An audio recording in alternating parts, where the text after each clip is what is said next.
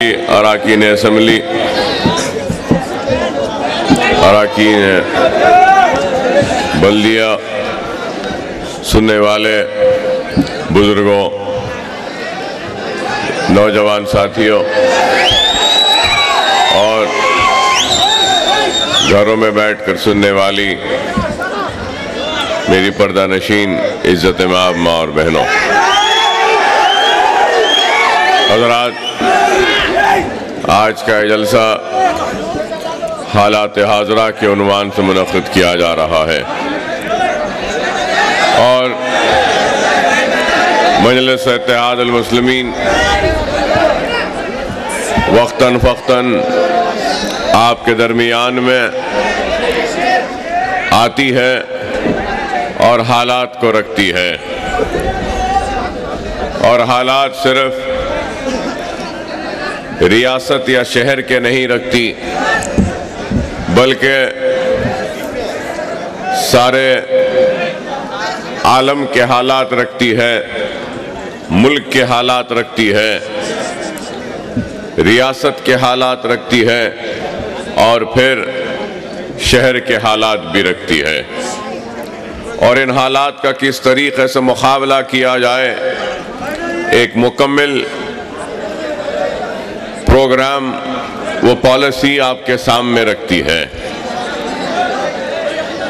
اور جیسا کہ آپ جانتے ہیں اور آپ دیکھ رہے ہیں کہ آج سارے عالم عرب میں ایک عجیب و غریب بے چینی کی کیفیت ہے، ہر طرف افراتفری کا عالم ہے، ہر طرف خون بہہ رہا ہے، ہر طرف آپسی اختلاف ہے، کہیں پر مسلکی اختلاف ہے تو کہیں پر عقائد کا اختلاف ہے، لیکن ان سارے اختلافات، ان سارے انتشار میں اگر کسی کا خون بہہ رہا ہے تو مسلمان کا خون بہہ رہا ہے۔ میری مراد عالم عرب کے حالات سے ہے کہ آپ دیکھ رہے ہیں کہ عراق ہو تو وہاں پر بھی ہمارا ہی خون بہہ رہا ہے، چاہے سیریا ہو وہاں بھی آپسی اختلاف ہے تو بہنے والا خون ہم مسلمانوں کا ہی ہے۔ اگر ہم لیبیا کے حالات کو دیکھیں تو وہاں پر بھی اختلاف اور آپسی جھگڑا اگر کسی میں ہو رہا ہے تو مسلمانوں میں ہو رہا ہے۔ اگر ہم مصر کے حالات بھی دیکھیں تو وہاں پر بھی اگر لڑائی جھگڑا ہو رہا ہے اور خون بہہ رہا ہے تو وہ بھی مسلمان کا بہہ رہا ہے۔ افغانستان میں بھی خون بہہ رہا ہے تو مسلمان کا بہہ رہا ہے۔ آپ ہر طرف دیکھ رہے ہیں کہ ایک بے چینی کی کیفیت ہے اور انتشار کا ماحول ہے اور آپسی اختلاف ہے، کہیں پر کسی کو کسی کے اقتدار سے اختلاف ہے تو کہیں پر کسی کو کسی کی دولت سے اختلاف ہے۔ بہرحال یہ ساری صورتحال اس وجہ سے ہے کیونکہ ہمارے پاس پیٹرول کی دولت ہے، ہمارے پاس تعداد ہے، لیکن افسوس کہ آج ہماری صفوں میں اتحاد نہیں ہے۔ اتحاد نہیں ہونے کا نتیجہ کہ ہر طرف ہم آپس میں لڑ رہے ہیں اور یہود و نصارہ، امریکہ، وہ دوسری اسلام دشمن طاقتیں یہ کوشش کر رہے ہیں کہ مسلمانوں میں جھگڑا قائم رہے، باقی رہے، عقائد کی بنیاد پر یا پھر مسلک کی بنیاد پر یا پھر کسی اور دوسری بنیاد پر۔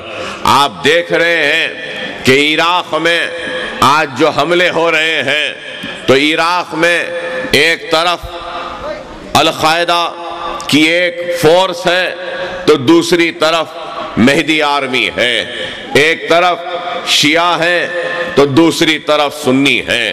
عراق کے جو سنی نائب وزیر اعظم ہیں ان کے خلاف سازشیں ہو رہی ہیں، تو دوسری طرف آپ دیکھتے ہیں کہ شیعوں کے عقیدت کے جلوس پر کس طریقے سے بم دھماکے ہوتے ہیں، کئی شیعہ شہید ہو جاتے ہیں ایک طرف، اور دوسری طرف ہم دیکھتے ہیں کہ کئی سنی بم دھماکوں میں ختم ہو رہے ہیں۔ تو یہ اختلاف ہے تو عقائد کا، مسلک کا، اور اس اختلاف کے ذریعے ہمارے صفوں میں انتشار کو پیدا کر دیا گیا۔ سیریا میں بھی یہی حالات ہیں کہ بشر الاسد علوی ہیں اور وہ شیعہ کے ایک مسلک علوی سے ہیں، اور ان کے اقتدار کے خلاف آج دوسرے لوگ ہیں۔ وہاں پر بھی اختلاف، افغانستان میں بھی ہمارا خون بہ رہا ہے، لیبیا میں، تونسیا میں، مصر میں بھی ہم دیکھتے ہیں کہ کس طریقے سے اتنا بڑا انقلاب آیا، حسن مبارک کا اقتدار کا خاتمہ ہوا، لیکن پھر بھی آج مصر میں سکون اب تک بھی پیدا نہیں ہوا۔ تو سوال یہ ہے کہ یہ سارے حالات کیوں ہو رہے ہیں؟ یہ سارے حالات اس وجہ سے ہو رہے ہیں کیونکہ ہماری صفوں میں اتحاد نہیں ہے، اور آج ہم دشمن کی سازشوں کا شکار ہوتے ہیں، اور آپسی اختلاف کی وجہ سے آج نہ صرف ہم بٹ رہے ہیں بلکہ ہم کٹ رہے ہیں، اور ہمارا خون بے آواز بہ رہا ہے۔ تو ہم کو ان حالات سے سبق سیکھنا ہے، اور ہم کو بھی دیکھنا ہے کہ آج عالم عرب کے یہ حالات ہیں، تو ہندوستان میں بھی آپ دیکھیے کہ ہماری تعداد کتنی ہے۔ ہماری ہندوستان میں تعداد سینسس کے حساب سے لوگ کہتے ہیں کہ 14 کروڑ، 15 کروڑ یا 18 کروڑ، لیکن در حقیقت اس ملک میں مسلمانوں کی تعداد 25 کروڑ تک ہے۔ تو سوال یہ ہے کہ جب ہماری آبادی 25 کروڑ کی ہے تو پھر ہم اس ہندوستان میں بے آواز کیوں ہیں؟ 25 کروڑ کی تعداد کوئی معمولی تعداد نہیں ہے، بہت بڑی تعداد ہے، لیکن پھر بھی ہماری آواز نہیں، ہماری طاقت نہیں، ہماری قوت نہیں، ہماری نمائندگی نہیں۔ تو اس کی وجہ کیا ہے؟ اس کی وجہ یہی ہے کہ ہم میں انتشار ہے، اتحاد نہیں ہے، اور یہی انتشار آج ہم کو دنیا کی دوڑ میں سب سے پیچھے کر دیا ہے۔ اگر ہماری صف میں اتحاد ہوتا تو ہم شاید دنیا میں سب سے آگے ہوتے، اور ہم اس دنیا کو اپنے اشاروں پر نچاتے، لیکن ہمارے پاس اتحاد نہیں، ہمارے پاس انتشار ہے۔ اس کا نتیجہ کہ آج ساری دنیا میں رسوائی ہمارا سامان بن رہی ہے، اور ناکامی ہمارا نصیب بن رہی ہے۔ تو اے میرے پیارے مسلمانوں، اس بات پہ غور کرو کہ اتنی بڑی تعداد ہونے کے باوجود بھی آج ہماری طاقت نہیں ہے۔ تو کیوں نہیں ہے؟ اس وجہ سے نہیں ہے کہ ہم متحد ہونا نہیں چاہتے، ہم منظم ہونا نہیں چاہتے۔ ہم کو آج صرف یہی ہے کہ جب کوئی ناانصافی ہوتی ہے تو ہم آواز اٹھاتے ہیں، بلبلاتے ہیں، چیختے ہیں، پکارتے ہیں۔ ہماری بلبلاہٹ، ہماری چیخ و پکار صرف وقتیہ ہوتی ہے۔ اگر وقت پر کوئی ہم کو تکلیف دے دے تو ہم چیختے ہیں، چلاتے ہیں، لیکن مستقبل کے لیے ہم کوئی منصوبہ نہیں بناتے کہ آج کسی نے آپ کو زخم پہنچایا ہے، زخم پہنچایا ہے، آپ کو چمٹی لی ہے تو آپ بدکتے ہیں، چیختے ہیں، چلاتے ہیں۔ لیکن عقل مند قوم وہ ہوتی ہے جو ایک وقت کے زخم، ایک وقت کے ضرب کے بعد دوسرے وقت میں پھر سے وہی زخم، وہی ضرب نہ لگے، ایسی ہوشیاری سے، ایسا متحرک ہو کر اپنے آپ کو وہ زندہ رکھتا ہے۔ لیکن ہماری قوم میں یہ کیفیت بھی نہیں ہے۔ اس کی وجہ ہے کہ آج ہم کو مصیبتوں کا سامنا کرنا پڑ رہا ہے۔ ارے سچا مومن وہ ہوتا ہے جو 2 مرتبہ ایک ہی بل سے ڈسا نہیں جاتا، لیکن آج مسلمان کو ایک ہی بل سے ایک مرتبہ دو مرتبہ چھوڑیے 10 مرتبہ ڈسا جاتا ہے، لیکن مسلمان ہے کہ بیدار ہونا نہیں چاہتا۔ آج ہندوستان میں آپ اٹھا کر دیکھیے کہ کس کی اپنی جماعت نہیں ہے۔ آج ہندوستان میں آپ دیکھیے کہ کانگریس ہے، بی جے پی ہے، تو یہ کس کی جماعت ہے؟ بی جے پی اعلیٰ ذات کی جماعت، کانگریس اعلیٰ ذات کی جماعت۔ تو آپ دیکھتے ہیں کہ یادوں کی جماعت بھی ہے، لالو پرساد یادو ہے، ملائم سنگھ یادو ہے، ان کی جماعت ہے، یادوں کی جماعت ہے، بہوجن سماج ہے، بیکورڈ کلاس ہے، گریجن ہے، ان کی جماعت ہے، ہر ایک کی جماعت ہے اس ملک میں۔ آپ اگر ریاست آندھرا پردیش کو دیکھیں گے تو یہاں پہ کانگریس ہے تو ریڈیوں کی جماعت ہے، تیلگو دیشم ہے تو کماؤں کی جماعت ہے، چرنجیوی کی پی آر پی جماعت ہے تو کاپوؤں کی جماعت ہے۔ ارے کس کی جماعت نہیں ہے؟ تلنگانہ راشٹرا سمیتی ہے تو وہ ویلماؤں کی جماعت ہے۔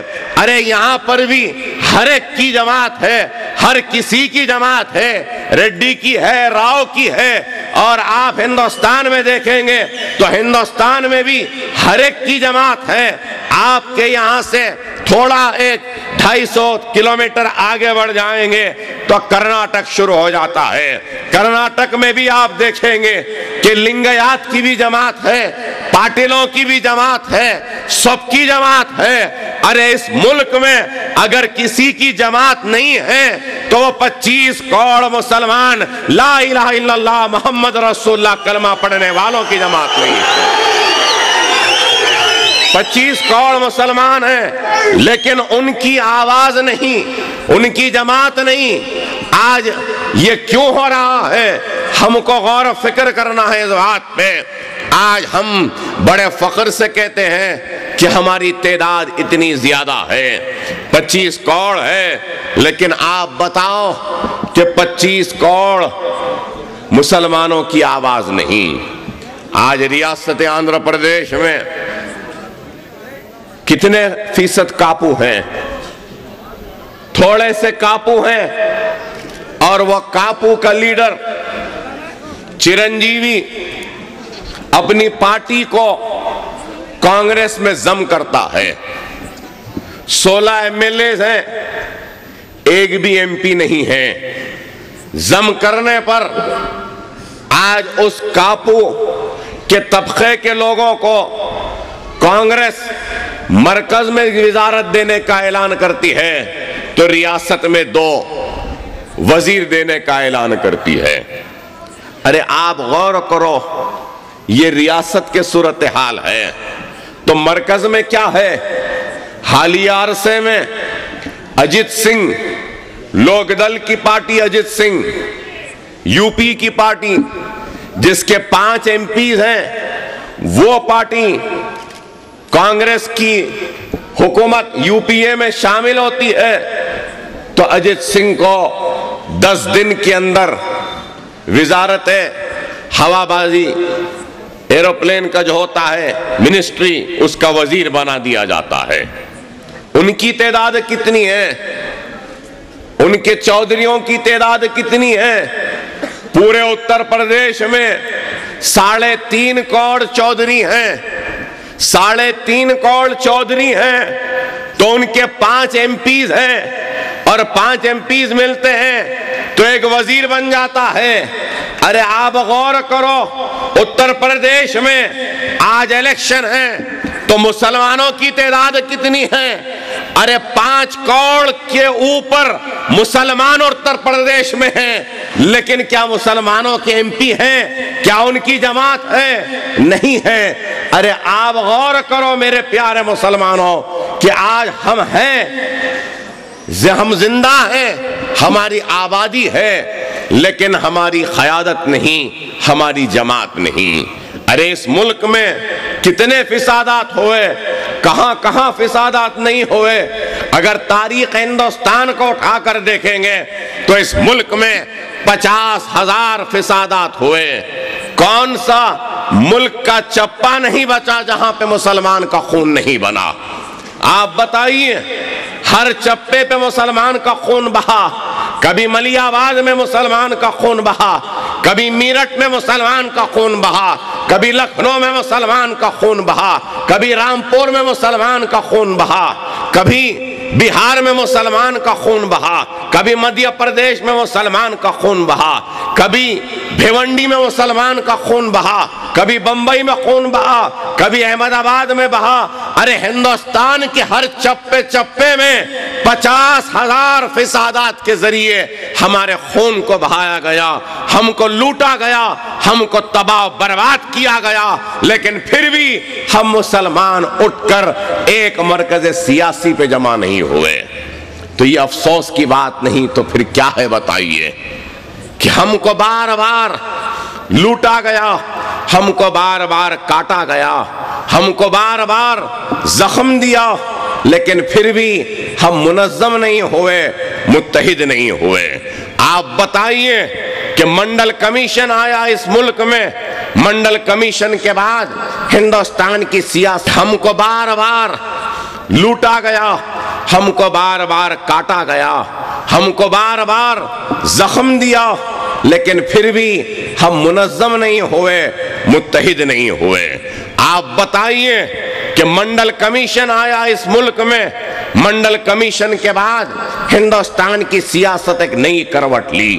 منڈل کمیشن آنے کے بعد ہی ملائم سنگھ یادو چیف منسٹر بنا، منڈل کمیشن آنے کے بعد لالو پرساد چیف منسٹر بنے، منڈل کمیشن آنے کے بعد مایاوتی کو اقتدار ملا، منڈل کمیشن آنے کے بعد میں کئی بیکورڈ کلاس کے لیڈرز ابھر کر آئے اس ملک میں، طاقتور بنے، لیکن آپ بتائیے کیوں مسلم قیادت نہیں ابھر سکی؟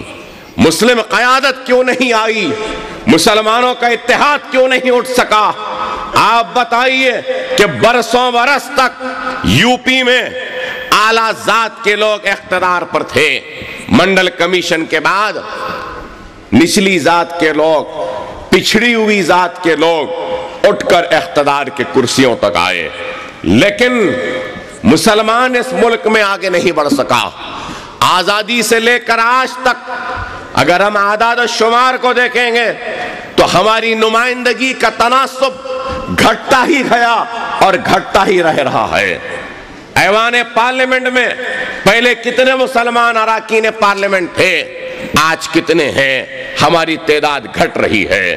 آپ غور کریے کہ آندھرا پردیش، کرناٹک و مہاراشٹر سے صرف ایک مسلمان رکن پارلیمنٹ ایوان پارلیمنٹ میں جاتا ہے۔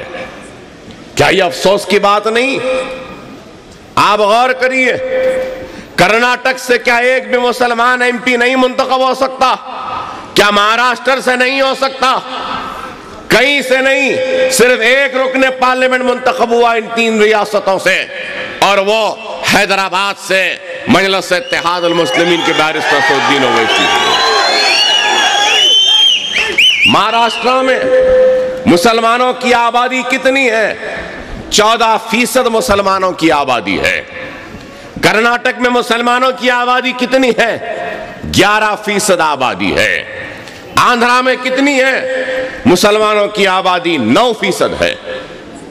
آج ہماری تعداد آندھرا میں کتنی ہے؟ 9% ہے۔ تو ہم کتنے ہیں؟ کتنے لاکھ ہیں؟ کیا آپ جانتے ہیں؟ آندھرا پردیش میں پورے مسلمانوں کی آبادی 76 لاکھ ہے، صرف 76 لاکھ ہے۔ 70 پہ 6 لاکھ ہے مسلمان پورے آندھرا پردیش میں، اور اتر پردیش میں 5 کروڑ ہیں، آسام میں 4 کروڑ کے اوپر ہیں، بنگال میں 3.5 کروڑ کے اوپر ہیں۔ آپ بتاؤ، ہم 18 کروڑ کی تعداد میں ہے کہتے ہیں، میں کہتا ہوں 25 کروڑ ہے، لیکن پھر بھی ہماری قیادت نہیں ہے۔ کیوں ہے یہ سب کچھ؟ یہ صرف اس وجہ سے ہے کہ ہماری صفوں میں اتحاد نہیں ہے، ہمارے دلوں میں ایمان کی کیفیت مضبوط و زندہ نہیں ہے، اس وجہ سے ہے۔ ارے آج ہم کو غور و فکر کرنا ہے کہ آج ہم ایمان کی بات ضرور کرتے ہیں، ہمارے حلق پر ایمان کی آواز ہے، لیکن ہمارے حلق سے نیچے ایمان ابھی تک اترا نہیں ہے، اس لیے ہم میں انتشار ہے۔ ارے ایمان کو مضبوط کرو، اپنے روٹھے ہوئے خدا کو مناؤ، تو پھر اللہ سبحانہ و تعالیٰ خود تمہاری مدد کرے گا۔ منڈل کمیشن آیا تو پچھڑی ہوئی ذات کے لوگوں کو اقتدار مل گیا، ریاستیں مل گئیں، ان کی زندگیوں میں خوشحالی آ گئی۔ لیکن اس حقیقت کو بھی نہ بھولو کہ ہندوستان کی سیاست میں اگر منڈل کمیشن نے ایک نئی تبدیلی لائی تو ہندوستان کے سیاست میں ایک بہت بڑا سانحہ بھی ہوا، جس کو بابری مسجد کی شہادت کہی جاتی ہے۔ بابری مسجد شہید ہوئی 1992 6 دسمبر کو۔ اللہ کے گھر آپ کے اور میرے بابری مسجد کو بے دردی کے ساتھ فرقہ پرست قوتوں نے اس کو شہید کر دیا۔ اللہ کا گھر 6 دسمبر کو شہید ہوا۔ کانگریس کی حکومت تھی اس وقت، سنگ پریوار، be J P, are S S اور ساری فرقہ پرست جماعتیں ایک طرف آ کر کھڑے ہو کر ایک منظم سازش کے ذریعے ایوان پارلیمنٹ کو دھوکہ دیا، سپریم کورٹ کو دھوکہ دیا، نیشنل انٹیگریشن کونسل کو دھوکہ دیا، اور سارے ملک کے 25 کروڑ مسلمانوں کو دھوکہ دیا، اور اس دھوکے کے ذریعے بابری مسجد کو شہید کر دیا۔ آپ بتائیے مسجد کس کی شہید ہوئی؟ مسلمانوں کی مسجد شہید ہوئی، آپ کے اور میرے اللہ کا گھر شہید ہوا۔ اور صرف اللہ کے گھر کی شہادت سے وہ لوگ خاموش نہیں بیٹھے، اللہ کے گھر کو شہید کرے، اس کے شہادت پر احتجاج کرنے والے جو لوگ آگے بڑھ کر آئے، ان کے سروں اور سینوں پہ گولیاں چلائیں، وہاں پر بھی ہمارا نقصان۔ اس کے بعد میں نسل کشی کا فساد برپا کر دیا، ٹاڈا کے نام سے ایک قانون کے ذریعے سارے ہندوستان میں 15,000 مسلمان بچوں کو جیل میں ڈال دیا۔ بمبئی میں فساد ہوا، گجرات میں فساد ہوا، اجمیر میں فساد ہوا، ہر جگہ پہ فسادات ہوئے کہ وہ مسلمانوں کو خائف کر دینا چاہتے تھے، ڈرانا چاہتے تھے، اور ان کو ڈر میں اس ملک میں رہنے کی ایک پیغام اور ایک ہدایت دینے کے لیے بابری مسجد کے شہادت کے بعد گولیاں چلائیں، بچوں کو جیل میں ڈالا اور فسادات کروائے۔ کیسے فسادات؟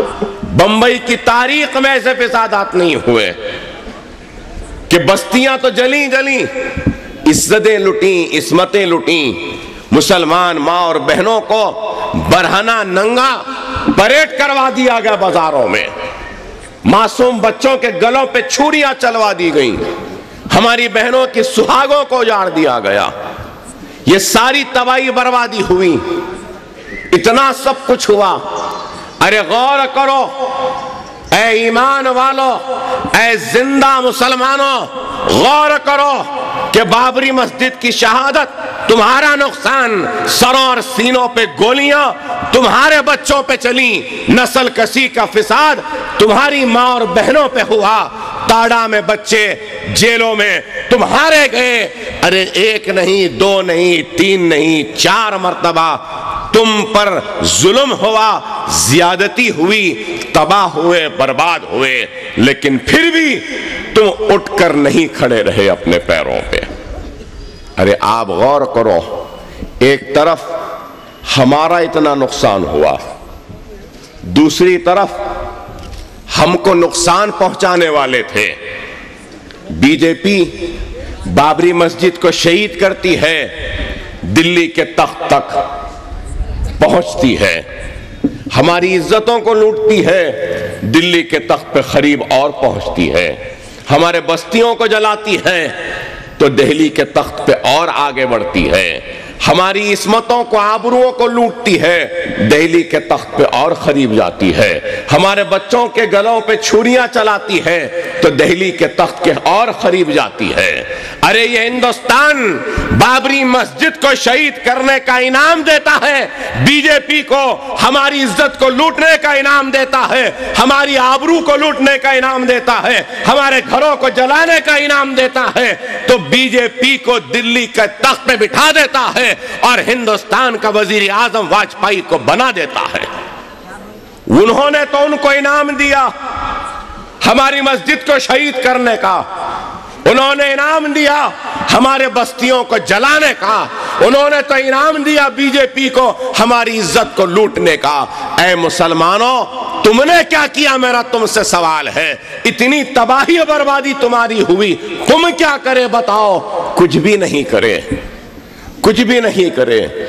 ارے کم از کم متحد ہو جانا تھا، جیسے وہ لوگ ان کے لوگوں کو اقتدار دے دیے، کم از کم تم اپنے لوگوں کو بھی کامیاب بنا کر ایوانوں میں بھیجنا تھا، لیکن تم نے ایسا نہیں کیا۔ ارے آج ہم کو مجھے افسوس کے ساتھ کہنا پڑتا ہے، جب 6 دسمبر آتی ہے مسلمان احتجاج کرتے ہیں، کالے جھنڈیاں لے لیتے ہیں، بند مناتے ہیں، کیا ہے؟ بابری مسجد کی شہادت کا غم منا رہے ہیں۔ بے شک بند مناؤ، احتجاج کرو، کالی جھنڈیاں لہراؤ، لیکن اے نوجوانوں، یہاں اس مجمع میں کھڑے نوجوانوں سے میں مخاطب ہوں، تم سے کہوں گا، بابری مسجد کا اگر غم ہے تمہارے دل میں، بابری مسجد کے شہادت کا اگر تمہارے دل میں زخم ہے، بابری مسجد سے منبر رسول کے شہادت پر تمہارے آنکھیں روتی ہیں، اگر بابری مسجد کی جگہ رام کے مورتی کو دیکھ کر تمہارا دل تڑپتا ہے، تو تم کو میں کہوں گا کہ صرف کالی جھنڈیاں نہ لو، بند نہ مناؤ۔ اگر اللہ کے گھر کی اتنی تڑپ ہے، اللہ کے گھر سے اتنی محبت ہے، تو تم 5 وقت کی نماز ادا کرو، باجماعت نماز ادا کرو، یہ صحیح ہوگا۔ صرف جھنڈیاں لینے سے نہیں ہوگا، ارے نماز پڑھو، باجماعت نماز پڑھو۔ ارے یہ نوجوان اتنے کھڑے ہیں، کتنے نوجوان اس مجمع میں سے نماز پڑھتے ہیں؟ ارے نماز پڑھو۔ اگر مسجد ہے، ایک چیز یاد رکھو نوجوانوں، شہر میں تو ہم رہتے ہیں، آپ گاؤں میں ہیں، آپ کا بھی بڑا شہر ہو گیا کرنول، آپ کے محلے میں اگر ایک گھر ہے، 2 مہینے 4 مہینے 1 سال 2 سال 3 سال 5 سال خالی رہے، کوئی بھی نہیں رہے، تو تھوڑے دن میں اس گھر میں قبضہ ہو جاتا یا نہیں ہوتا؟ خالی ہے، کوئی بھی آ رہے نہیں جا رہے ہیں، پہلے دروازے نکلتے یا پہلے یہ ونڈوز نکل جاتے ہیں، اس کے بعد میں کوئی اندر گھس جاتا ہے، بیٹھ جاتا ہے۔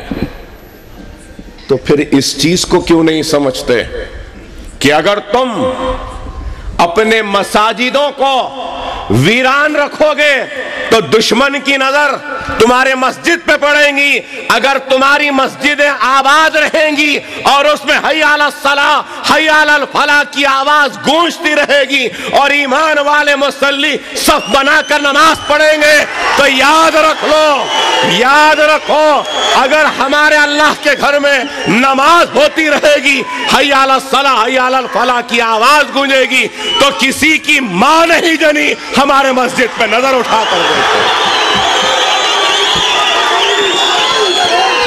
اگر تم اپنے مسجدوں کو ویران رکھو گے تو یاد رکھو، آج ایک بابری مسجد تھی، کل اور مساجدیں ہوں گی۔ اگر تم مسجدوں کو آباد رکھو گے تو کوئی ہمت بھی نہیں کرے گا اس کے اوپر نظر اٹھا کر دیکھنے کے لیے۔ نعرے لگانے کی، چیخنے کی، چلانے کی، ہوئے ہائے بولنے کی ضرورت نہیں ہے. بس صرف حی علی الصلاۃ حی علی الفلاح بولتے رہو مسجد میں، وہی کافی ہے تمہارے لیے. لیکن ہم ہیں کہ وہ بھی کہنا نہیں چاہتے. ارے نماز پڑھو اس سے پہلے کہ تمہاری نماز پڑھائی جائے. ارے میری اس بات کو سمجھو. ایک بچہ جب پیدا ہوتا ہے تو گھر کے بڑے بولتے ہیں جاؤ مولوی صاحب کو بلا کے لاؤ، بزرگ کو بلاؤ، دادا کو لاؤ، نانا کو لاؤ، نیک شخصیت کو لاؤ. کیوں؟ تو بولتے ہیں کہ کسی نیک آدمی کے ذریعے اس پیدا ہونے والے بچے کے کان میں اذان دیا جانا ہے. اذان دلانے کے لیے بلاتے ہیں. ارے نہ سمجھو، اے نادانو، تمہارے پیدا ہونے پر کان میں اذان دی جاتی ہے اور نماز جنازہ کی اذان نہیں ہوتی. ایک گھر میں پیدا ہوتا ہے تو کان میں اذان دی جاتی ہے. اس کے بازو کے گھر میں موت ہو جائے تو نماز جنازہ کی اذان نہیں ہوتی. اور پیدا ہونے پر کان میں اذان دلوا کر اللہ یہ کہہ رہا ہے کہ تو پیدا ہو گیا اور تیرے کان میں اذان دے دی گئی ہے. اب جتنا وقت اذان کے ہونے اور اس کے بعد جماعت کے ٹھہرنے میں ہے، اتنا ہی وقت تیری زندگی اور آخرت میں ہے. ارے سمجھو اے مسلمانوں، سمجھو اس بات کو کہ موت کا کوئی بھروسہ نہیں، زندگی کا کوئی بھروسہ نہیں. ارے کب آئے گی، کیسے آئے گی، کوئی نہیں جانتا. ارے خدا را، نوجوانوں نمازوں کے پابند بنو، سنت رسول اللہ پہ عمل کرو، قرآن کو ترجمے سے پڑھو، بڑوں کا احترام کرو، چھوٹوں پہ شفقت کا ساتھ سر پر ہاتھ رکھو. پھر دیکھو دنیا کیسے تمہارے قدموں کے پاس جھک جاتی ہے. اگر تم دنیا میں کامیابی حاصل کرنا چاہتے ہو، دنیا میں نام کمانا چاہتے ہو، دنیا میں شہرت کمانا چاہتے ہو، دنیا میں دولت کمانا چاہتے ہو، تو یاد رکھو تمہارے پاس سب سے بڑی طاقت ہے، اور وہ طاقت ہے تو وہ کلمے کی. تمہارے پاس طاقت ہے تو وہ نماز کی. تمہارے پاس طاقت ہے تو وہ قرآن کی. تمہارے پاس طاقت ہے تو احادیث کی. تمہارے پاس طاقت ہے تو سنت رسول اللہ کی. یہی کافی ہے. آج لوگ کہتے ہیں اور ہمارے بھائی بھی کہتے ہیں مسلمان کہ ہم مسلمان غریب ہیں. نہیں، مسلمان غریب نہیں ہو سکتا. ارے جس مسلمان کے سینے میں، جس مسلمان پہ اللہ کی مہربانی ہے اور اس کے پاس دین اسلام کی دولت ہے، اور جس کے پاس لا الہ الا اللہ محمد رسول اللہ کے کلمے کی دولت ہے، وہ غریب نہیں ہو سکتا. میرے بھائی، وہ غریب نہیں ہو سکتا. جو دین کی دولت سے دور ہے، جو کلمے سے واقف نہیں، میری نظر میں وہ دنیا کا سب سے غریب آدمی ہے. لیکن ہم مسلمانوں کے پاس تو دین اسلام ہے، کلمہ ہے، رسول اللہ کی سنت ہے، ہدایت کے لیے قرآن ہے. تو پھر ہم کیسے غریب ہوئے بتاؤ؟ ارے ہم غریب نہیں ہیں. ارے غریب ہمارا ذہن ہو چکا، غریب ہمارا دماغ ہو چکا، ناکارہ ہمارا دل ہو چکا. سرکار کی حدیث ہے کہ اگر تمہارا دل زنگ کھا جائے تو سرکار حدیث شریف میں ارشاد فرماتے ہیں کہ اگر دل کو زنگ آ جائے تو قرآن پڑھو، ترجمے سے پڑھو، قرآن کے تلاوت سے دل کا زنگ ختم ہوتا ہے. ارے آج آپ بتاؤ مجھے پیارے مسلمانوں، ہم آج اس ملک میں 18 کروڑ کی تعداد میں ہیں اور پھر بھی ہم ڈرتے ہیں۔ اکبر اویسی اگر کہیں جائے تو بعض مسلمان آ کے بولتے ہیں اکبر صاحب آپ کی تقریر تیز ہے، آپ ذرا احتیاط سے کریے، مسلمان کم رہتے ہیں۔ ٹھیک ہے، آپ کی بات کا احترام، لیکن آج جتنی تعداد میں ہم ہیں، آج سے 1000 برس پہلے ہم کتنے تھے ہوں گے میرے بھائی؟ جب آپ غور کریے، آج ہم 18 کروڑ ہیں، آج سے 1000 برس پہلے جب اسلام اس ملک میں آ رہا تھا، یا پھر شہنشاہ بابر اس ملک میں مغلوں کے نام سے آ رہے تھے، تو جب ہماری آبادی کتنی تھی ہوں گی، تعداد کتنی تھی؟ آپ غور کریے، آج اتنی ہے، جب تو 1 کروڑ بھی نہیں تھی ہوں گی اس ملک میں 1000 سال پہلے۔ مٹھی بھر مسلمان تھے، لیکن مٹھی بھر مسلمان 1000 برس تک اس ملک پہ حکمرانی و جانبازی کرتے رہے، اپنے اشاروں پر اس ملک کو نچاتے رہے۔ تو بتاؤ کیوں تھا؟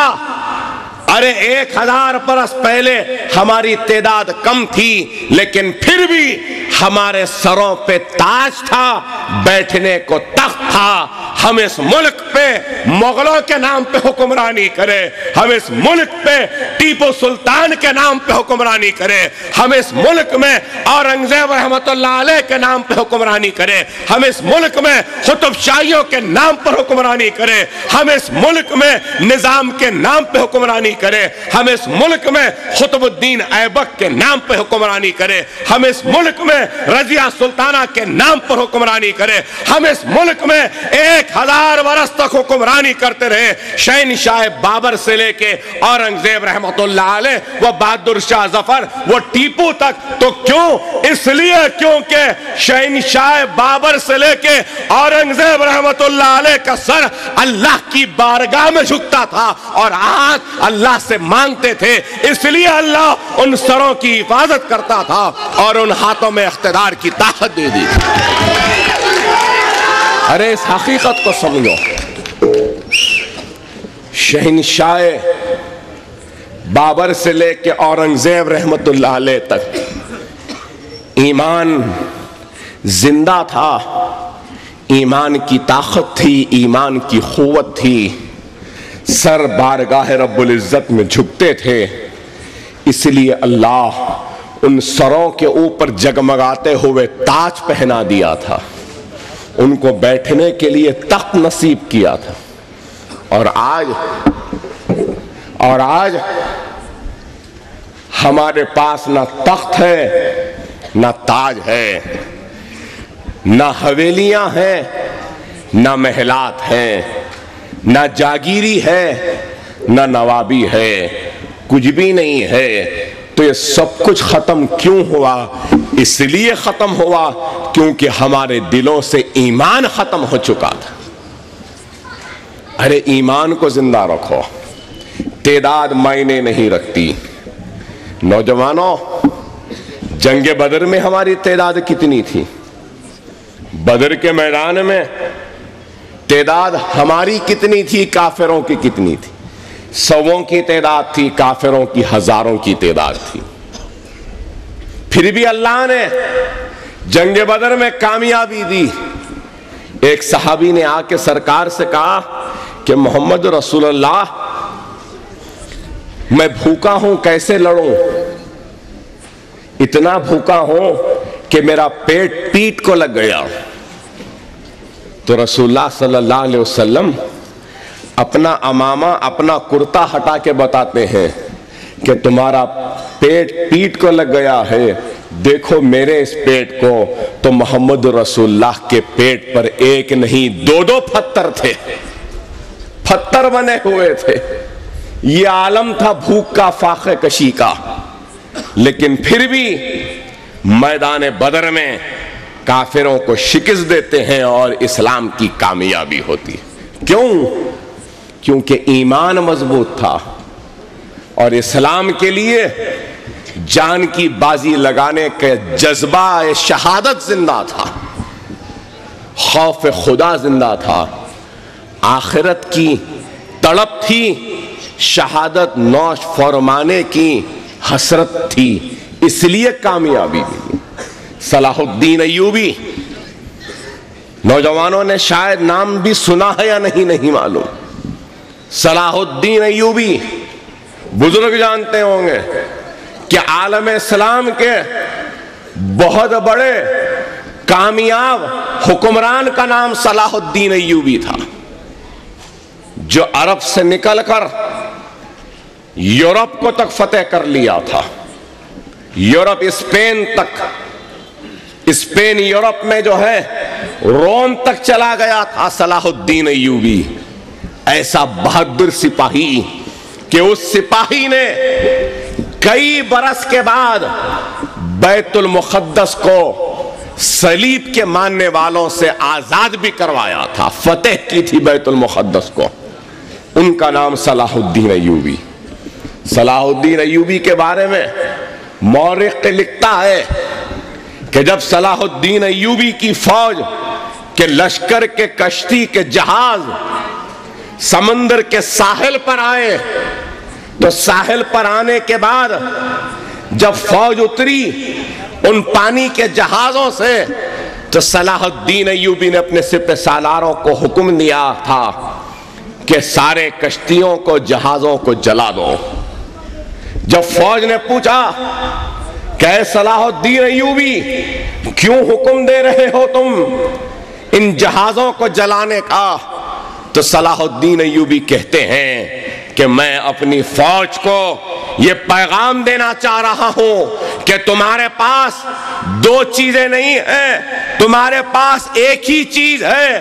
اگر میں ان جہازوں کو باقی رکھوں گا ساحل پہ لگا کر تو لوگ میری فوج دشمن سے لڑے گا اور دشمن کی الغار سے شاید ڈر کر بھاگ کر پھر ان کشتیوں میں جہازوں میں بیٹھ کے فرار نہ ہو جائے، اس لیے میں ان کشتیوں کو جلا کر میرے فوج سے کہہ رہا ہوں کہ تمہارے پاس دو راستے نہیں ہیں، تمہارے پاس ایک ہی راستہ ہے، اور وہ یہ راستہ یہ ہے کہ کافروں کو شکست دو، اسلام کے پرچم کی جیت کے جھنڈے کو گاڑ دو اور فتح و نصرت کو حاصل کرو، ایک ہی راستہ ہے۔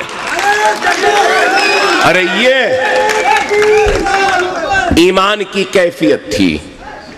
نوجوانوں شاید آپ نہیں جانتے، صلاح الدین ایوبی بیت المقدس کو قبضہ کرنے کے بعد جتنے یہ چرچز ہیں آپ دیکھتے ہیں کہ فادر بردر سفید جھبا پہنتے ہیں۔ اس زمانے میں ساری دنیا کے فادر اور بردر پادریاں جو تھیں پورے سفید لباس کو چھوڑ کے کالا جھبا پہن لیے تھے، کالا جھبا۔ جب دنیا پوچھنے لگی کہ اے فادر آپ کالا جھبا کیوں پہنے، تو ان فادروں نے جواب دیا کہ صلاح الدین ایوبی اور اسلام کے ہاتھ میں بیت المقدس کے جانے کا ہم غم منا رہے ہیں۔ یہ عالم تھا ان کے غم کا۔ اور اس کے بعد میں ساری دنیا کے صلیب کے ماننے والے ایک جگہ جمع ہوئے صلاح الدین ایوبی کے خلاف۔ انگلینڈ کے، آسٹریلیا کے، افریقہ کے، جتنی ساری دنیا کے بادشاہ ایک جگہ جمع ہوئے۔ لندن کے بادشاہ نے تو یہاں تک کہہ دیا کہ اگر کوئی لندن خریدنے تیار ہے تو میں لندن بیچنے تیار ہوں اسلام کے خلاف، صلاح الدین ایوبی کے خلاف لڑنے کے لیے۔ یہ عالم تھا۔ 3.5 برس تک جنگ ہوئی، ایک مسلمان 350 کافر سے لڑتا تھا، ایک مسلمان 350 کافر سے لڑتا تھا، لیکن پھر بھی صلاح الدین ایوبی کی شکست نہیں ہوئی، اسلام کی شکست نہیں ہوئی، بیت المقدس ہاتھ سے نہیں گیا تھا۔ کیوں؟ اس وجہ سے کہ مسلمان کا ایمان مضبوط تھا، مسلمان کا ایمان مضبوط تھا، وہ لا الہ الا اللہ محمد رسول اللہ کلمے کی طاقت سے واقف تھا۔ حضور صلی اللہ علیہ وسلم حدیث شریف میں ارشاد فرماتے ہیں کہ اگر کوئی مومن سچے دل سے صدقے دل سے لا الہ الا اللہ محمد رسول اللہ کلمہ پڑھ لے تو وہ کلمہ پڑھتے پڑھتے سمندر کو پار کر سکتا ہے، سمندر کو پار کر سکتا ہے۔ اتنی بڑی طاقت ہے کلمے میں، لیکن ہم ہیں کہ کلمے کی طاقت سے واقف نہیں۔ ارے مسلمانوں، تمہارے پاس سب سے بڑی طاقت ہے تو وہ دین اسلام کی طاقت ہے، کلمے کی طاقت ہے، قرآن کی طاقت ہے، سرکار کے سنت کی طاقت ہے، احادیث کی طاقت ہے۔ لیکن تم ان باتوں کو سمجھنا نہیں چاہتے، تو پھر دنیا اپنے طریقے سے تم کو سمجھائے گی۔ اور وہ طریقہ کیا ہے کہ دنیا تم پر ظلم کر رہی ہے، دنیا تم کو کاٹ رہی ہے، دنیا تم کو لوٹ رہی ہے، دنیا تمہارے بستیوں میں آگ لگا رہی ہے۔ خدا را سمجھو میری ان باتوں کو۔ میرا آج کی تقریر کا پیغام اگر کچھ ہے تو وہ یہی ہے کہ خدا را اپنے آپ کو صرف نام کے مسلمان نہ بناؤ، بلکہ عمل کے مسلمان بناؤ۔ عمل کو صحیح کرو، اعمال کو صحیح کرو۔ چند ٹکوں کے لیے اپنے ایمان کو غیروں کے گھروں پہ گروی نہ رکھاؤ، چند روپیے کے ٹکڑوں کے لیے اپنے ایمان کو کافروں کے گھروں پہ گروی نہ رکھاؤ۔ اے مسلمانوں، آج مجھے افسوس کے ساتھ کہنا پڑتا ہے کہ سب سے آسان چیز اگر کوئی ہے تو مسلمان کو خریدنا ہو گیا۔ کوئی بھی پیسے پھینک دیا، اس کو خرید لیا۔ ارے یاد رکھو مسلمانوں، جو مسلمان لا الہ الا اللہ محمد رسول اللہ کلمہ پڑھتا ہے، ارے کلمہ پڑھنا کیا ہے؟ ارے کلمہ پڑھتے ہی وہ انسان فروخت ہو چکا اللہ کے نام پہ، وہ بک چکا اللہ کے نام پہ، اور رسول اللہ صلی اللہ علیہ وسلم کو اللہ کا رسول مانتا۔ ارے جب تم کلمہ پڑھ کے فروخت ہو چکے ہو اللہ کے نام پہ، تو پھر تم کیسے بک سکتے ہو ایک کافر کے ہاتھ میں؟ میرا تم سے سوال ہے مسلمان۔ ارے دنیا کی ضرورتیں تو ہیں، دنیا کی تکلیفیں تو ہیں، دنیا کی پریشانیاں تو ہیں، لیکن یاد رکھو جو دنیا میں پریشان رہتا ہے، جو دنیا میں جدوجہد کرتا ہے، اس کی آخرت بڑی آسان ہو جاتی ہے۔ جس کو دنیا میں سکون نہیں ملتا، اس کو آخرت میں جنت اللہ دے دیتا ہے۔ جو دنیا میں مصیبت اٹھاتا ہے، اس کو یقین ہے کہ وہ آخرت میں جنت میں آرام کرے گا۔ ارے یہ اسلام ہے، یہ ہمارا ایمان ہے۔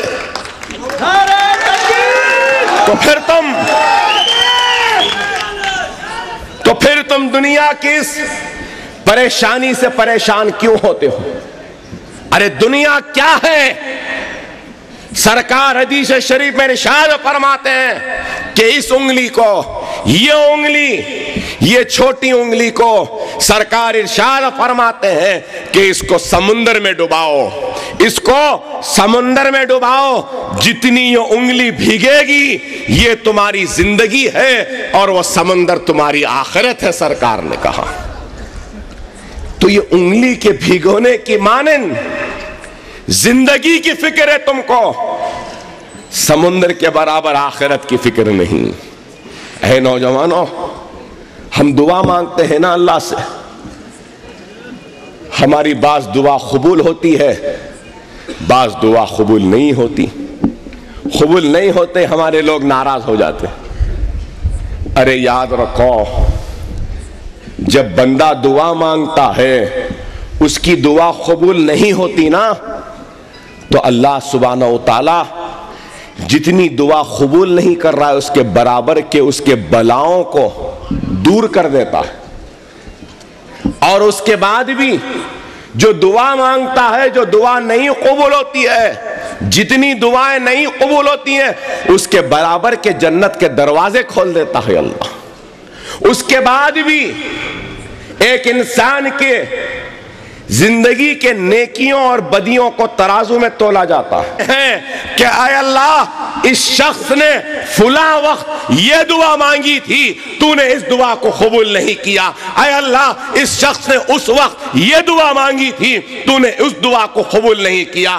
اے اللہ اس بندے نے وہ دعا مانگی تھی، تو نے اس کو قبول نہیں کیا۔ تو اللہ سبحانہ و تعالی نہیں قبول کیے گئی دعاؤں کا اتنا اجر دے گا، اتنا اجر دے گا کہ ایک بندہ روئے گا، چیخے گا، پکارے گا اور کہے گا کہ اے اللہ تو میرے دنیا میں مانگی گئی کسی بھی دعا کو قبول نہ کی ہوتی۔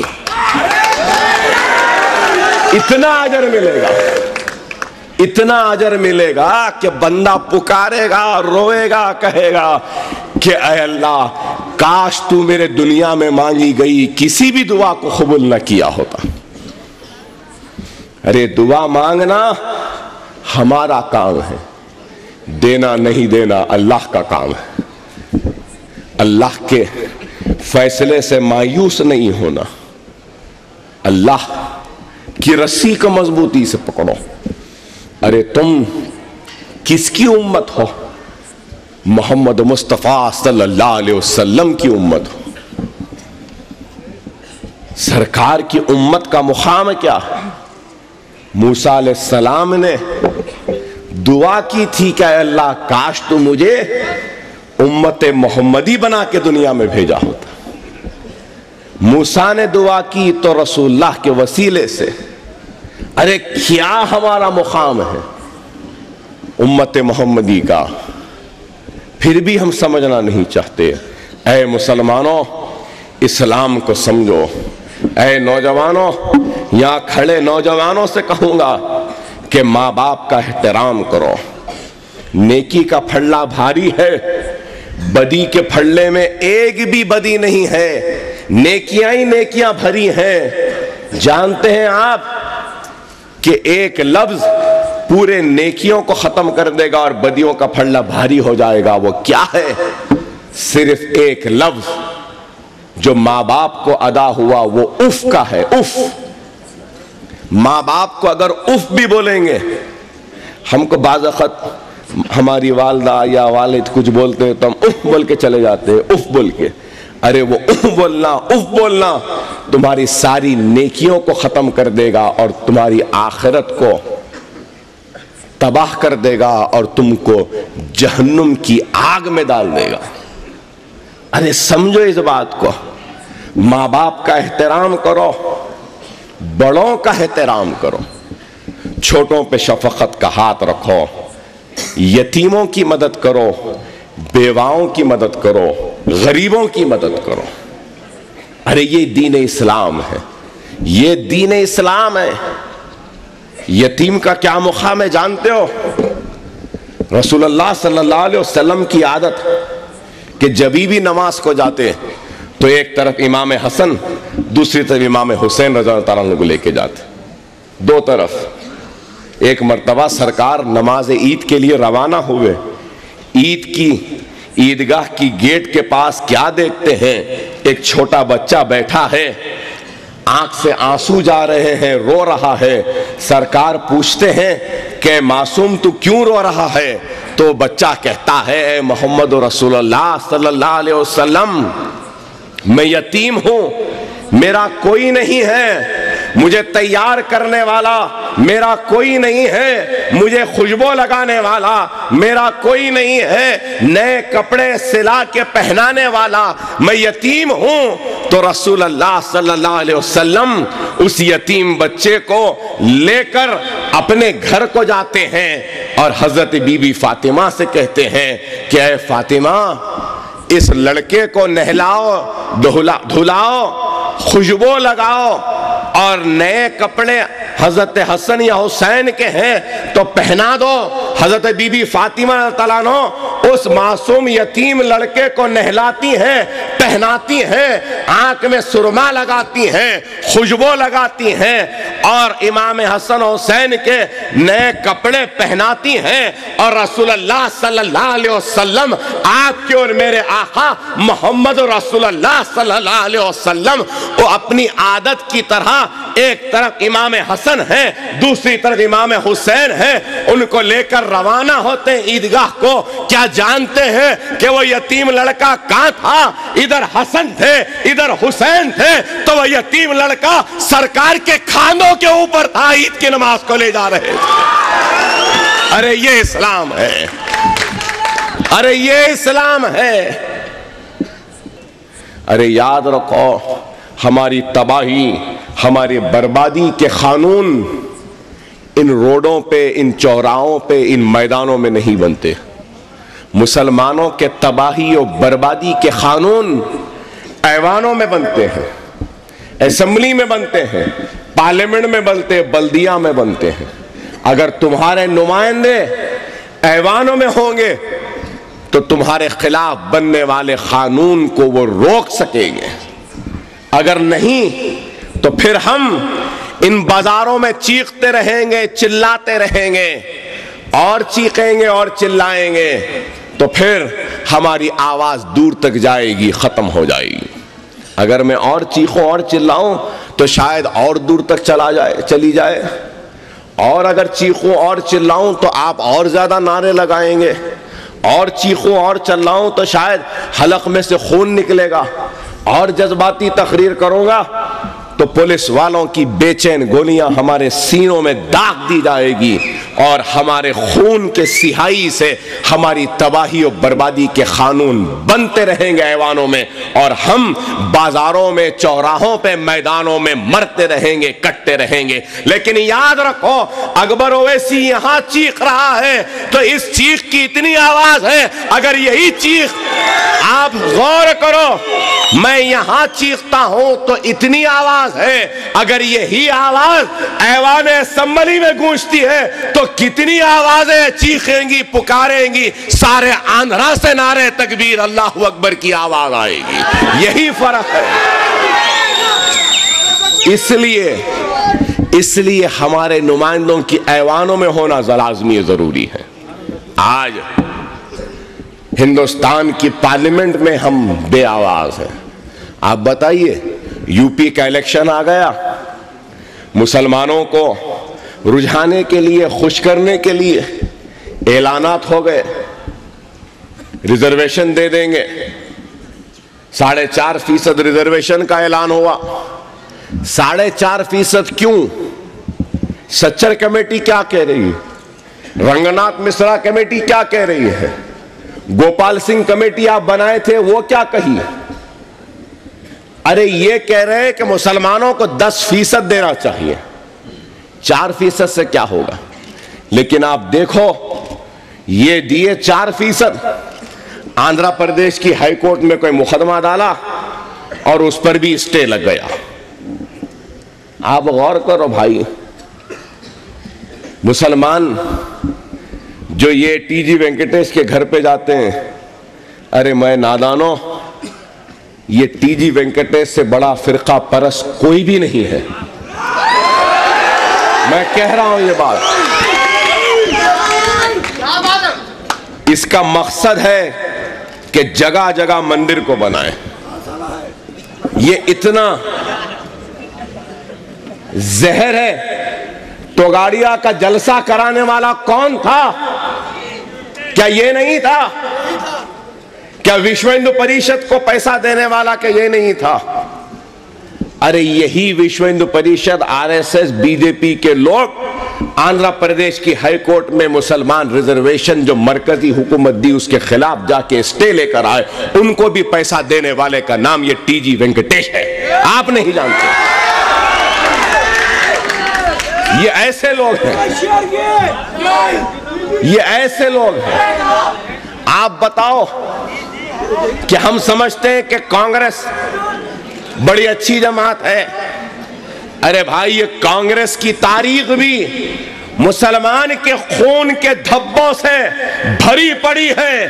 ارے یہ کانگریس وہی ہے جس نے ہم کو ہر جگہ پہ لوٹا ہے، ہم کو کاٹا ہے۔ ملی آباد میں لائن سے کھڑا کر کے پولیس کی گولیوں سے مارنے والی یہی کانگریس کا نام ہے۔ لکھنؤ، بہار، یو پی میں کتنے فسادات یہ کانگریس نہیں کروائی۔ ارے کانگریس یہ درندوں کی جماعت کا نام ہے۔ ارے یہ کوئی ہمارے نہیں ہو سکتے میرے بھائی۔ ارے آپ کو غور کرنا ہے۔ آج یو پی کے الیکشن کے لیے یہ اعلانات ہوئے، ارے دینا تھا تو 10% دینا تھا، نہیں دیے۔ کانگریس کی حکومت یہاں بھی ہے، کانگریس کی حکومت مہاراشٹر میں بھی ہے، کانگریس کی حکومت یہاں بھی ہے، کانگریس کی حکومت راجستھان میں بھی ہے۔ کانگریس کی حکومت میں مکہ مسجد کا بھی دھماکہ ہوا، اجمیر شریف کا بھی دھماکہ ہوا، مہاراشٹر میں مالیگاؤں کا بھی دھماکہ ہوا۔ اجمیر شریف میں بھی مسلمان پکڑے گئے، مالیگاؤں میں بھی مسلمان پکڑے گئے، مکہ مسجد میں بھی مسلمان پکڑے گئے۔ مکہ مسجد میں پکڑے گئے مسلمان جیل سے چھوٹ گئے، اور مکہ مسجد کے مقدمے میں پکڑے گئے مسلمانوں سے آندھرا کا چیف منسٹر معافی مانگتا ہے، معذرت خواہی کرتا ہے۔ مکہ مسجد کے دھماکوں میں ملوث بے قصور مسلمانوں کو امداد بھی ملتی ہے، ان کو سرٹیفکیٹ بھی ملتا ہے، معافی بھی ملتی ہے۔ مالیگاؤں مہاراشٹر کا مسلمان آج بھی جیل میں ہے، اجمیر شریف کا مسلمان آج بھی جیل میں ہے۔ یہ اس وجہ سے، کیونکہ اکبر الدین اویسی کی وجہ سے نہیں میرے بھائی۔ اکبر الدین اویسی نہیں ہے تو کوئی اور آ جائے گا۔ اللہ اکبر اویسی کا محتاج نہیں ہے، اکبر اویسی اللہ کا محتاج، اللہ کا کام روکنے والا نہیں ہے۔ یہ اس وجہ سے ہے، یہ اس وجہ سے میں کہوں گا کہ مہاراشٹر وہ راجستھان کے مسلمانوں کا ایمان، وہ اتحاد آندھرا کے مسلمانوں کی طرح نہیں ہے، اس لیے وہاں کے بچے جیل میں ہیں۔ اگر آپ کے ویسا اتحاد مہاراشٹر میں آ جائے تو وہاں کا چیف منسٹر بھی ان مسلمانوں سے معافی مانگے گا، ان کو بھی پیسہ دے گا اور ان کو بھی کیریکٹر سرٹیفکیٹ دے گا۔ مجلس ہے، قیادت ہے، طاقت ہے، آپ کا اتحاد ہے، شعور ہے، اس وجہ سے ہمارا یہ مقام ہے یہاں پر۔ اگر نہیں تو پھر کچھ نہیں۔ ارے غور کریے، آج مجلس ایک طاقت ہے، مجلس سے قوت ہے۔ ہمارا کوئی کارپوریٹر کرنول سے نہیں ہے بھائی، ہمارا ایم ایل اے نہیں ہے۔ آپ ہم کو ووٹ دے کے ایم ایل اے نہیں بنائے، آپ کے ووٹوں سے ہم کارپوریٹر نہیں بنے، لیکن یاد رکھیے ہم ووٹ سے ہٹ کر یا نوٹ سے ہٹ کر ایک بہت بڑا رشتہ ہے، آپ کا مجھ سے ہے، میرا آپ سے ہے، اور ہم سب کا وہ رشتہ ہے لا الہ الا اللہ محمد رسول اللہ۔ وہی رشتہ ہے جو ہر مسلمان پہ ہونے والے تکلیف پر ہم کو اٹھنے پر مجبور کرتا ہے، تو ہمارے اوپر ہونے والے ظلم و زیادتی پہ آپ کو بھی دعاؤں کے لیے ہاتھ اٹھانے پر مجبور کرتا ہے۔ تو وہ کلمے کا رشتہ ہے، وہ رشتہ ہے لا الہ الا اللہ محمد رسول اللہ۔ طوفان آیا تو ہم آ گئے۔ کیوں آئے میرے بھائی؟ کیا ووٹ لینا تھا یا ووٹ لیے تھے؟ کیا تھا؟ کچھ نہیں، صرف کلمے کا رشتہ تھا کہ دوڑے دوڑے چلے آئے۔ ہم کچھ بھی نہیں کرے، بے شک ہم بہت کم کریں، جتنا تکلیف آپ کو ہوئی، جتنا نقصان آپ کو ہوا، جتنی مصیبتیں آپ اٹھائے، اس میں ہماری مدد شاید ایک تنکے کے برابر تھی، ایک ذرے کے برابر تھی، لیکن ہم سے جتنا ہو سکا ہم نے کیا، ہم نے کیا، جو ہو سکتا تھا کیا۔ اس سے پہلے کہ میں بھول جاؤں، میں اللہ سے دعا کرتا ہوں کہ اللہ سبحانہ وتعالی کرنول کے اس سیلاب کے طوفان میں جتنے ہمارے بھائی بہن بزرگ بچے جو شہید ہوئے، جن کو موت واقع ہوئی، اے اللہ ان کو جنت میں اعلیٰ مقام عطا فرما، اے اللہ ان کے خبروں کو نور سے بھر دے، اے اللہ ان کے افراد خاندان کو صبر جمیل عطا فرما، اے اللہ ان کے گھروں میں خوشحالی و ترقی عطا فرما۔ ہم تو کچھ نہیں کر سکتے بھائی، جو کچھ بھی کر سکتا ہے وہ اللہ کرتا ہے۔ اللہ نے ہم کو ذریعہ بنایا، ارے ہم اللہ کا شکر ادا کرتے ہیں۔ اللہ کی راہ میں کام کرنے والوں کی کمی نہیں ہے، اللہ کی راہ میں دینے والوں کی کمی نہیں ہے، اللہ کی راہ میں دولت مندوں کی کمی نہیں ہے، اللہ کی راہ میں خرچنے والے رئیسوں کی کمی نہیں ہے، لیکن پھر بھی اللہ نے ہم گنہگاروں سے، ہم فقیروں سے، ہم غریبوں سے کام لیا، تو یہ اللہ کا بہت بڑا اعزاز ہے، جس کے لیے ہم اللہ کی بارگاہ میں سجدہ ریز ہو کر اللہ کا شکر ادا کرتے ہیں کہ اللہ نے ہم سے کام لیا۔ اللہ جس سے راضی ہے اللہ اسی سے کام لیتا ہے، اللہ ہم سے راضی ہے، یہ اللہ کا شکر ہے، اور اللہ کی رضا کے لیے جو کام کرتا ہے اللہ اس سے راضی رہتا ہے۔ اللہ کی رضا ہے تو غریبوں کی مدد میں، بے سہاراؤں کی مدد میں، بیواؤں کی مدد میں، یتیموں کی مدد کرنے میں اللہ کی رضا ہے۔ اللہ کی راہ میں جد و جہد کرو اے مسلمانوں، مجلس اللہ کی راہ میں جد و جہد کرنے والے ایمان والوں کی جماعت کا نام ہے۔ ہم دنیا کے لیے کام نہیں کرتے، ہم آخرت کے لیے کام کرتے ہیں۔ دنیا والے ہمارے خدمت کا اجر دے یا نہ دے، ہم کو اس بات کا یقین ہے کہ ہمارے خدمات کا اجر اللہ ہم کو ضرور ہماری آخرت میں دے گا، اور ہمارا خاتمہ خیر پر کرے گا، اور ہم کو قبر کے عذاب سے محفوظ رکھے گا، یہ ہمارا ایمان ہے۔ یہاں پہ آئے مسلمانوں سے کہوں گا، آپ سے بھی، آپ کسی کی مدد کر رہے ہیں تو یہ نہ سمجھو کہ دنیا تعریف کرے گی، ارے مدد کر رہے ہیں تو اللہ کی رضا کے لیے کر رہے ہیں، اللہ کی خوشنودی کے لیے کر رہے ہیں، اپنے آخرت کے لیے کر رہے ہیں، یہ سمجھ کے کام کرو، اللہ آپ کو اس کا اجر دے گا۔ یہ دنیا ختم ہونے والی ہے، دنیا حسین ہے، جمیل ہے، برفیلے پہاڑ ہیں، ہرے ہرے درخت ہیں، بڑے بڑے پھل ہیں، اس دنیا میں خوبصورت پھول ہیں، پہاڑ ہیں، پودے ہیں، اس دنیا میں عورت کا حسن ہے، تو ایک مرد کی جوانی ہے، جمال ہے، لیکن یاد رکھو اس دنیا میں ایک بہت بڑا عیب ہے، اور وہ عیب یہ ہے کہ یہ دنیا ختم ہونے والی ہے۔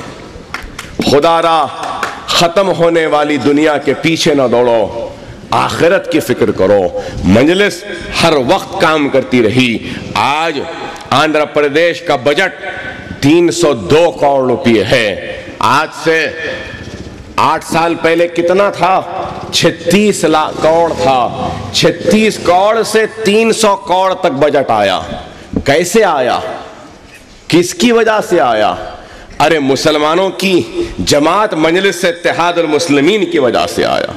آپ ٹی وی دیکھتے ہیں، لائیو ٹیلی کاسٹ دیکھتے ہیں کہ کیسے ہم ایوان اسمبلی میں بحث کرتے ہیں، کیسا لڑتے ہیں آپ کے مسائل کے لیے، کیسا جد و جہد کرتے ہیں مسلمانوں کے وقار اور ان کی عزت کے لیے، آپ جانتے ہیں۔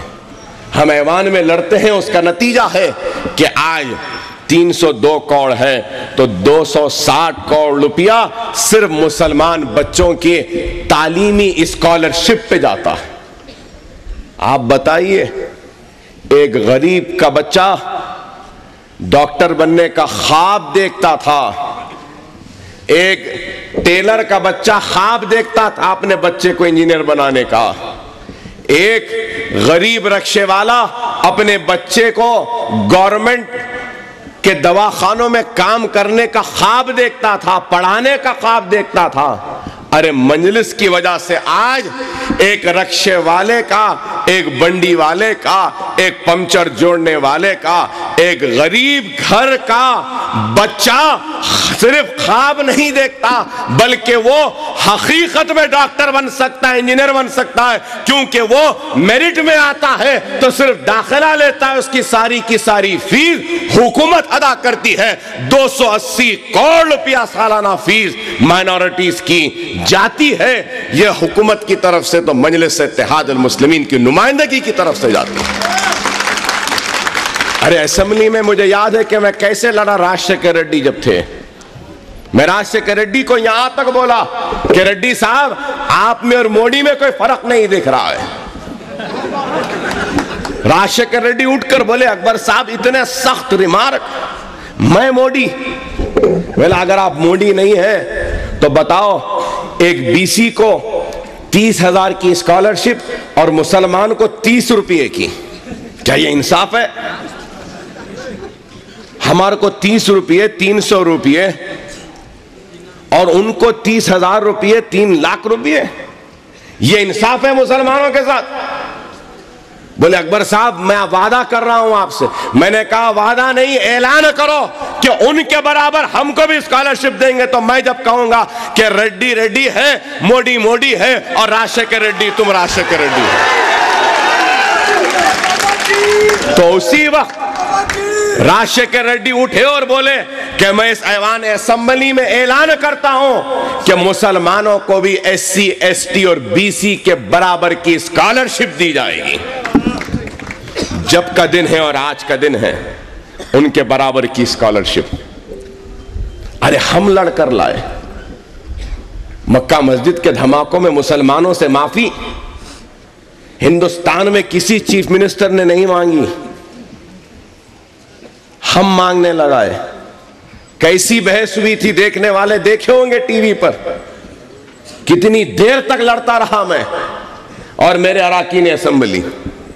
اس کے بعد ہوا، ارے کیسے کیسے مسائل پہ نہیں لڑے۔ میدک میں مسجد شہید ہوئی، اس مسئلے پہ لڑے۔ کون سے مسئلے پہ ایوان اسمبلی میں نہیں لڑے؟ ارے وہاں پہ 294 ہیں۔ ارے یاد رکھو مسلمانوں کے بیچ میں، مسلمانوں کے محلے میں کھڑے رہ کر باتیں کرنا آسان ہے، لیکن کفرستان میں وہ 294 کافروں کے درمیان میں کھڑے ہو کر ایک مسلمان بات کرتا ہے تو وہ بڑی ہمت کا کام ہوتا ہے، جگر کا کام ہوتا ہے، کوئی معمولی کام نہیں ہے۔ ارے ہم جب ایوان میں کھڑے ہوتے ہیں تو کئی ہیں وہاں پہ دولت مند ہے، کئی قتل کرے سو لوگ ہیں، کئی بم پھینکے سو لوگ ہیں، کئی کاٹے سے لوگ ہیں، کئی مارے سو لوگ ہیں، بڑے بڑے ہیں، لیکن بڑے بڑے بھی ہمارے سامنے چھوٹے بن جاتے ہیں۔ کیوں؟ اس واسطے کہ ہمارے دل میں دنیا کا خوف نہیں ہے، ہمارے دل میں صرف اللہ کا خوف ہے، اپنے آخرت کی فکر ہے۔ مجھے یاد ہے جب میں ایم ایل اے بنا تو میری عمر 26 برس تھی۔ جب پہلی مرتبہ ایم ایل اے بنا تو 26 برس تھی۔ میں سالار سے ملنے گیا کہ ایم ایل اے بنا، آپ دعا دیجئے۔ تو سالار دعا دینے سے پہلے بولے یاد رکھو اب یہ سر تمہارا نہیں رہا، اب یہ سر مسلمانوں کا سر ہے، ان کے طاقت کا سر ہے، کبھی سر کو جھکنے نہیں دینا۔ اگر تمہارا سر جھکے گا تو سارے مسلمان کے جھکنے کے برابر ہے۔ یہ نصیحت دی اور کہا کہ اپنے سینے کو کبھی بھی ایسا جھکنے نہ دینا، جبھی بھی ایوان اسمبلی میں جاؤ اور کافروں کے سامنے جاؤ تو اپنے سینے کو تان کر جانا، کیونکہ یہ سینہ مسلمانوں کی عظمت کی نشانی بنا گیا۔ ارے ہم نے آپ کے سر کی، آپ کی عظمت کی حفاظت کی، کبھی بھی ہم نے آپ کے وقار کو، آپ کے عزت کو جھکنے نہیں دیا۔ نرسمہا راؤ کے موت پر دیکھنے والوں نے دیکھا ہوگا ٹی وی میں، ہمارا کیا بیان تھا، ہم کیا بولے اسمبلی میں. ارے ہر کوئی آیا تعریف کرے. نرسمہا راؤ آندھرا کا ایک پہلا وزیر اعظم تھا. تیلگو بڈا، تیلگو ٹڈا پھڈا، کیا کیا کچھ بول رہے تھے. وہ ایسا ویسا سب بولے. ریڈی بھی تعریف کرا، راؤ بھی تعریف کرا، کمیونسٹ بھی تعریف کری، تیلگو دیشم بھی تعریف کری، کانگریس بھی تعریف کری، ٹی آر ایس بھی تعریف کری، سب تعریف کرے اس کی. مجلس کا موقع آیا تو مجلس یہ سمجھ کر اٹھ کے کھڑی ہوئی کہ ہم اب 25 کروڑ مسلمانوں کی آواز بن کے کھڑے ہیں تو ان مسلمانوں کو مایوس نہیں کرنا ہے. ارے یاد دلاؤں آپ کو، جب میں اٹھ کے کھڑے رہا تو ایسا ہنستے ہوئے کہا کہ آج جس شخصیت کی موت پر تعزیت کی قرارداد لائی گئی ہے، ارے یہ وہی دھوکے باز تھا جس نے مسلمانوں کو دھوکہ دیا. یہ وہی بے ایمان تھا جس نے مسلمانوں کے ساتھ بے ایمانی کی، مسلمانوں سے وعدہ کیا تھا مسجد کو بچائے گا لیکن مسجد کو شہید کیا. یہ بے ایمان تھا. اور یہی وہی قاتل ہے جس نے شہادت بابری مسجد کے بعد مسلمانوں کے سر اور سینوں پہ گولیاں چلایا. یہ وہ درندہ تھا، یہ بے ایمان تھا، یہ چور تھا. اچھا ہوا مر گیا یہ مردود، اگر زندہ ہوتا تو ہماری حسرت تھی اپنے ہاتھوں سے اس کو مار ڈالتے. ارے ہم بولے اسمبلی میں، کیا عالم تھا ایوان اسمبلی میں. ریڈی راؤ سب اٹھ گئے. کیا بول رہے اکبر صاحب بولے تم کو جو بولنا ہے تم بولو، ہم کو جو بولنا ہے ہم بولیں گے. میرا مائک بند کر دیے اسمبلی میں. میرا مائک بند کرے تو میں اسپیکر سے بولا اسپیکر صاحب مائک کھولو، ورنہ تمہارے حلقے میں جب ڈبے کھولیں گے تو ایک بھی مسلمان کا ووٹ نہیں ہوگا. فوراً اسپیکر نے فوراً مائک کھول دیا اور میں پھر کھڑے ہو کے کہا ایوان میں بیٹھے یہاں کے ریڈیو راؤ، راشیکر ریڈی صاحب، چندرا بابو نائیڈو صاحب، آپ سب لوگ دیکھ لو، اس کی موت سے سبق سیکھو کہ ہم کو دھوکہ دیا، ہم سے بے ایمانی کی، ہمارے اللہ کے گھر کو شہید کیا، ہمارے بچوں کی جان لی، ہمارے بچوں کو جیل میں ڈالا، ہمارے اللہ کے گھر کو شہید ہوتا ہوا تماشائی بن کر دیکھا تو کیا موت ملی. ایسی موت مرا کہ گمنامی میں مرا، اور مرنے کے بعد دلی میں جلنا چاہا تو سونیا بولی نہیں دلی نہیں، حیدرآباد لے جاؤ. تو حیدرآباد میں بھی آپ لوگ لائے، بڑے فخر سے لائے، جلائیں گے بول کے لائے. تو دیکھو حضرت حسین شاہ ولی نے اس مردود کو جلنے بھی نہیں دیا، آدھا جلا آدھا نہیں جلا، کتے لوچ کے لے گئے.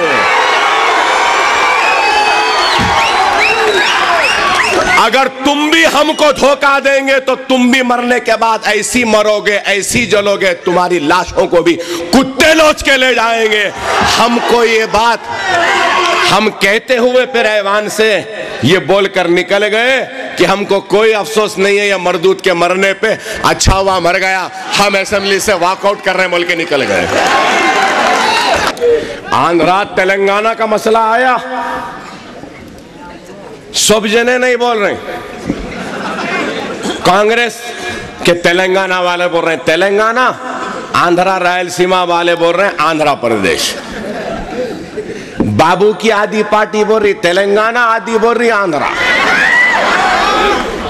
وہ ٹی آر ایس بول رہی جے تلنگانہ. ہم حیدرآباد میں ہیں نا بھائی، تلنگانہ کا حصہ ہے نا. اور ہم کیا بول رہے ہیں؟ پہلے دن سے بول رہے ہیں تلنگانہ نہیں آندھرا پردیش. کھلا بولے. کیوں بول رہے ہیں؟ لوگ ہم کو بولے کہ اکبر صاحب آپ لوگ تلنگانہ کی تائید کر لیں گے تو تلنگانہ بنا تو 7 MLA کی جگہ 20 MLA آ جائیں گے آپ کے. لوگ ہم کو بول رہے ہیں کہ تلنگانہ کی تائید کریں گے تو 1 MP کے بجائے 2-3 MP ہو جائیں گے آپ کے. ارے مجلس مجلس اقتدار کے لیے کام نہیں کرتی، M L A M P کے انتخاب یا منتخب کروانے کے لیے کام نہیں کرتی۔ ارے ہم کام کرتے ہیں تو اللہ کی رضا کے لیے۔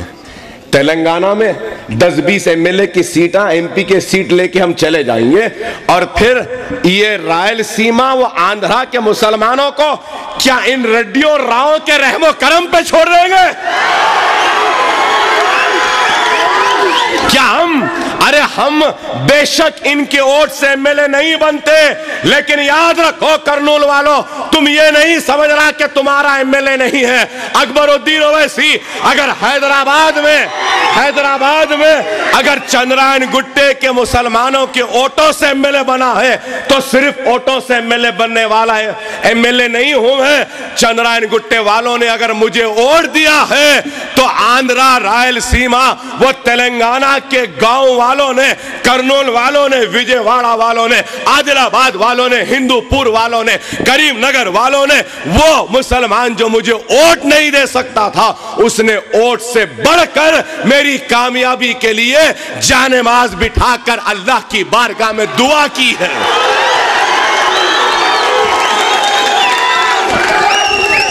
جتنا ووٹ دینے والے کا مجھ پر حق ہے، اتنا ہی حق مجھے میری کامیابی کے لیے دعا کرنے والے کا بھی ہے۔ اگر ووٹ دینے والے کیا ایم ایل اے ہوں تو دعا کرنے والے کا بھی ایم ایل اے ہوں میں، آپ کا بھی ایم ایل اے ہوں۔ ارے ہم ایسی سیاست نہیں کریں گے جو سیاست مسلمانوں کے لاشوں پہ کھڑی ہو کر کی جاتی۔ ہم مسلمانوں کے لاشوں پہ کھڑے ہو کر سیاست یا قیادت کرنے والے لوگ نہیں ہیں۔ اللہ اور اس کے رسول کی قسم اگر ضرورت پڑے گی تو ہم اپنی لاش کے اوپر آپ کو کھڑائیں گے، مگر آپ کی لاش پہ ہم کھڑے کبھی نہیں ہوں گے۔ اور آخر میں آپ تمام سے میری درخواست ہے کہ میری ایک ہی طاقت ہوتی ہے، میری ایک ہی قوت ہے، میرا ایک ہی ہدیہ ہے جو میں ہر جگہ جا کے لوگوں سے مانگتا ہوں، وہ یہ ہے کہ میری آواز جب لڑکھڑاتی ہے، جب بہت درد ہوتا ہے تو ایک آواز، ایک نعرہ میری کمزور آواز میں نئی طاقت دیتا ہے، میرے درد کو دور کرتا ہے، ایک نئی ہمت دیتا ہے، وہ نعرے تکبیر کی آواز ہوتی ہے۔ تو میں آپ تمام سے درخواست کروں گا، وہاں آخر میں کھڑے لوگوں سے، یہاں سامنے کھڑے لوگوں سے، وہاں اوپر کھڑے لوگوں سے، وہاں بیٹھے نیچے لوگوں سے، کہ زوردار آواز میں نعرہ لگانا، ایسا نعرہ لگانا کہ آج کرنول میں یہ پیغام دے دینا کہ پھر سے ہماری طاقت، ہمارا ایمان ایسے زندہ ہو گیا ہے کہ ہم پھر سے اس کرنول کے اقتدار کو اپنے ہاتھ میں لے لیں گے، ہرا جھنڈا یہاں پہ لہرائیں گے۔ ایسی زوردار آواز میں نعرہ لگانا، نعرہ